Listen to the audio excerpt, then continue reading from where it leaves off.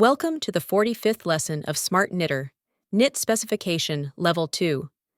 In this lesson, the main focus is on the method of making shawls with slit opening. Start by adding a square pattern panel.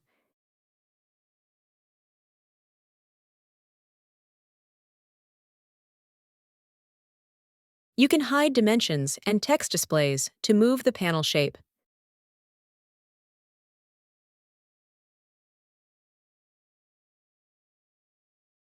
Use hollow mark using hold stitch on a panel to create the opening.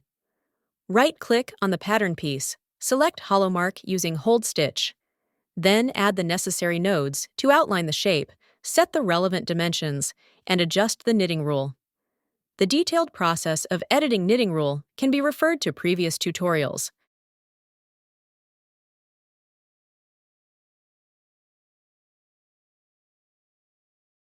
This marks the end of this class. Thank you for watching.